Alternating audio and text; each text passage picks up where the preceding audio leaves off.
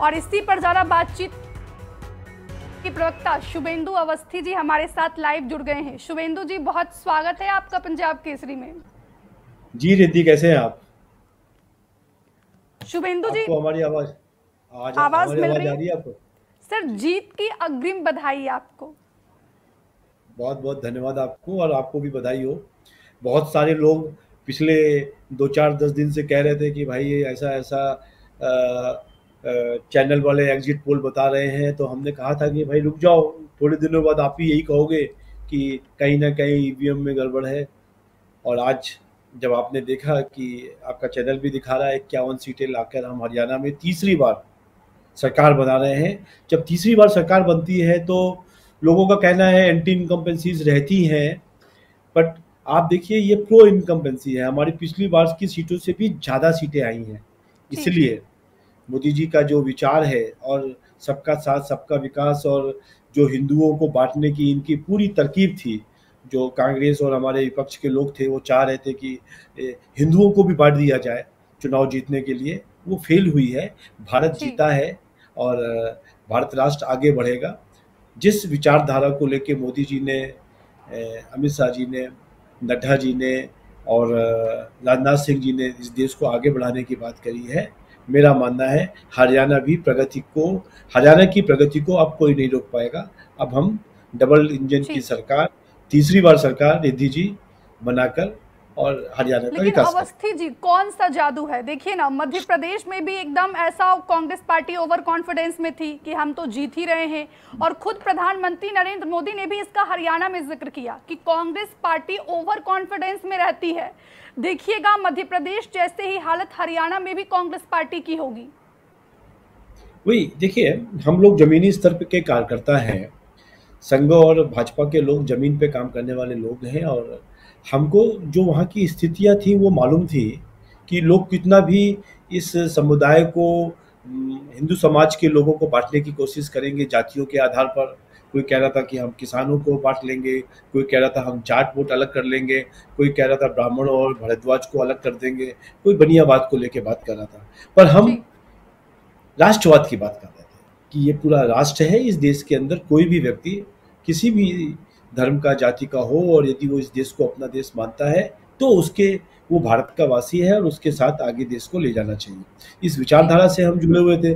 तो जो लोग थे, अभी आपने सुना 3 4 दिन पहले कि हमारी सरकार आ जाएगी, कांग्रेस की सरकार, तो उनके मंसूबे कैसे थे कि हम भी अपना घर भरेंगे, तुम्हारा भी घर भरेंगे, तुम्हारी नौकरियां जो पैसे लेके पहले होती थी वापस हम चालू कर देंगे। पर जिस तरीके से पहले मनोहर लाल खट्टर जी ने, और उसके बाद फिर नायब सिंह सैनी जी ने इस हरियाणा की सरकार को बिना पर्ची के, बिना खर्ची के चालू किया था, इससे लोगों लेकिन का सर, विश्वास वो है। जादू बताइए ना कि एंटी इनकम्बेंसी प्रो इनकम्बेंसी में कैसे तब्दील हो जाती है? वो तो मोदी जी है जनाब, रिद्धि जी है। हम इसका कोई और सोल्यूशन नहीं देंगे। मोदी जी ने जिस तरीके से भारत को आगे ले जाने की बात करते हैं, लोगों को लगता है वो समझ में आता है, और वही जादू है, वही जो हमारा काम करने का। और मोदी जी का मैं तो खासकर कहूँगा, आज भी 18 घंटे से 20 घंटे यदि व्यक्ति काम करता है और बहुत थोड़े समय सोता है, चारों तरफ पूरे विश्व में कुछ ना कुछ करके निकलता है, तो मेरा मानना है कि ये देश को आगे ले जाने की बात है। जनता समझती है कि कौन सी पार्टी देश को आगे ले जाएगी और कौन सी पार्टी अपने घर को भरेगी। इसलिए ये जादू समझ लीजिए, हमारा काम समझ लीजिए, हमारे लोगों के प्रति विश्वास समझ लीजिए।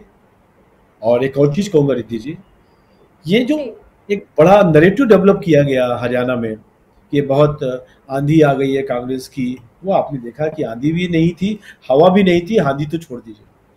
लेकिन हरियाणा का सर इस बार का सबसे बड़ा मुद्दा था जवान, पहलवान और किसान। माना जा रहा था कि ये तीनों ही बीजेपी से नाराज चल रही है, लेकिन उसके बावजूद भी 51 सीटों पर बढ़त बनाना, ये कैसे हुआ सर? ये जीत का श्रेय आप किसको देना चाहेंगे? देखिए, भारतीय जनता पार्टी और भारतीय जनता पार्टी की जो सरकार है, वो जवान, किसान और पहलवान तीनों को लेकर बहुत ज़्यादा सेंसिटिव है। और ऐसे सेंसिटिवनेस के अंदर मेरा मानना है कि जवानों के लिए जो सेना में है, उनको एक बहुत मजबूत स्थिति मिली है। इसी तरीके से जो पहलवान हैं, आप देखिए कुछ पहलवानों को छोड़ देते हैं, थोड़ा राजनीतिक हो गए हैं, बट मैं ये कहूँगा कि ज़्यादातर पहलवान उनके स्टेटमेंट सर जैसे आ बार रहे बार हैं। कॉल आ रहे हैं, लग रहा है जीत की बधाई देने के लिए आपके पास फोन आ रहे देखिए हैं। लगातार आपके चैनल पे मैं इस तरीके से बहुत सारे चैनलों पे ये सब विषय चल रहा है रिद्धि, जी। और अभी मैंने साइलेंट कर लिया है, इसलिए कोई चिंता बात ही नहीं। भारत में जवान, किसान और पहलवान हरियाणा की पहचान है, और इनका पूरा ख्याल रखा गया है। खाली एक नैरेटिव डेवलप करने की कोशिश की गई थी कि बीजेपी हार रही है, बीजेपी के साथ जाट समाज के लोग नहीं हैं, किसान समाज के लोग नहीं हैं, पहलवान तो बिल्कुल ही नहीं है। विनेश फोगाट के स्टेटमेंट पे लोगों का कहना था। और जवान, जिस जवान को, जिस घर को बिना पैसे दिए हुए सरकारी नौकरी मिल जाती है, उसको इससे अच्छा क्या चाहिए। और पहले यही नौकरी उन्हीं को मिलती थी जिनके पास पर्ची जमा हो जाती थी, खर्चा जमा हो जाता था।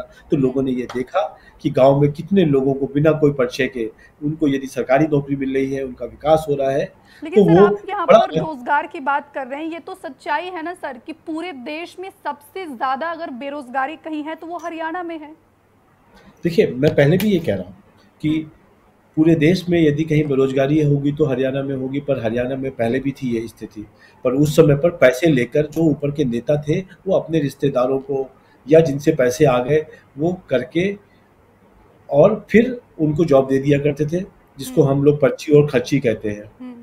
पर जब से ये मनोहर लाल खट्टर जी की सरकार आई, भारतीय जनता पार्टी की सरकार आई है, तो लोगों का अपने आप होना, उसमें कोई आदमी गरीब है, अमीर है, क्या है, जिसका नाम आ जाता है उसको नौकरी मिल रही है।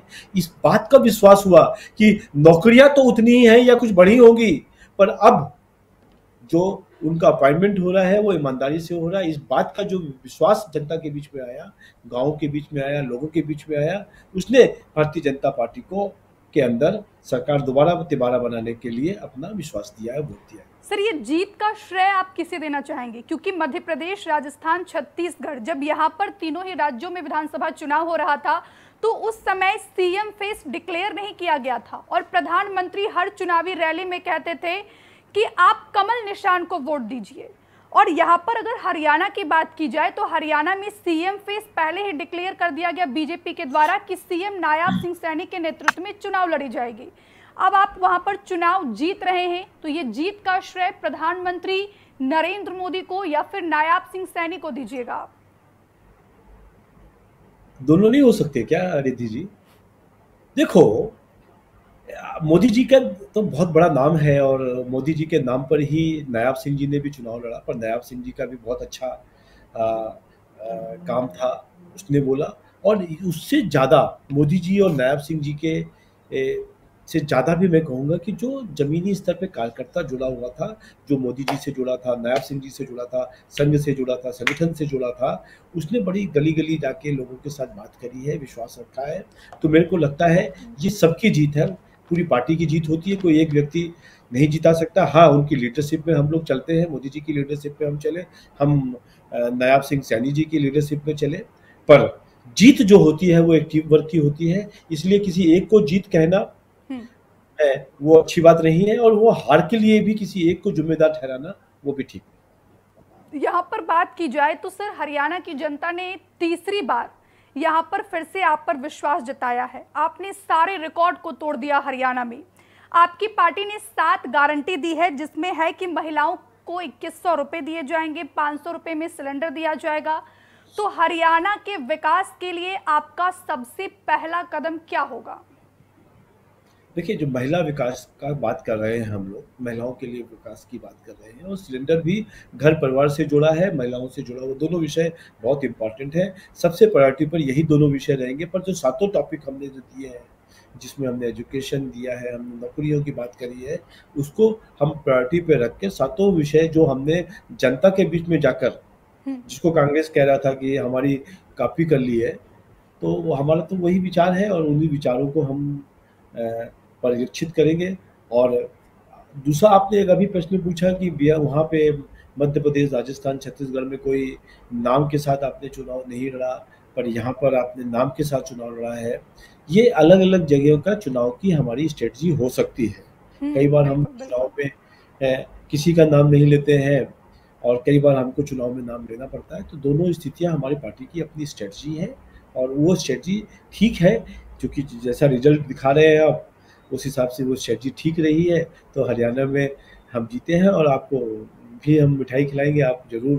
हम बिल्कुल 6 बजे मोदी जी सर, जब का आप लोकसभा कार्यक्रम है। चुनाव में जीते थे तब भी आपने कहा था मिठाई खिलाएंगे।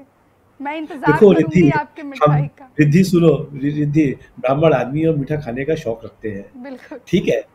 और हमने आज वहाँ पे बहुत सारे ड्रम के ड्रम मिठाई मंगवाई है बीजेपी में। मोदी जी पहुँचने वाले हैं, मैं 6 बजे तक वहाँ मैं भी पहुँच जी जाऊँगा। और रिद्धि, उस दिन भी जब आप लोकसभा के चुनाव में एंकरिंग कर रहे थे और पार्टी ऑफिस के सामने आपने हमारा बयान लिया था, तो जी उस समय भी कहा था, और लड्डू हमने सबको खिलाए थे। आप भूल गई है कि लड्डू उस दिन हमने किसी को नहीं छोड़ा जिसको लड्डू ना खिलाया हो। जी दो हमारी कुछ सीटें कम आई थी, हमारा मनोबल टूटा हुआ था उतना, पर जीत तो जीत है, कम से बिल्कुल ज्यादा या से कोई मतलब नहीं। तो उस दिन भी आपको हमने खिलाया था, आज भी आप आइए, हम आपको जरूर वहाँ पे बिल्कुल लड्डू खिलाएंगे। बिल्कुल सर, दोनों ही राज्यों में आपका परफॉर्मेंस बहुत ही शानदार है। जम्मू कश्मीर में भी आपकी 29 सीटें आई है, सेकंड लार्जेस्ट पार्टी बनकर आप उभरे हैं। बहुत बहुत शुक्रिया आपका हमारे साथ जुड़ने के लिए, तमाम बातचीत के लिए। जीत की एक बार फिर से बधाई आपको शुभेंदु जी। हमसे जुड़े रहने के लिए हमारे YouTube चैनल को सब्सक्राइब करें और नई वीडियो की नोटिफिकेशन के लिए बेल आइकॉन को दबाएं।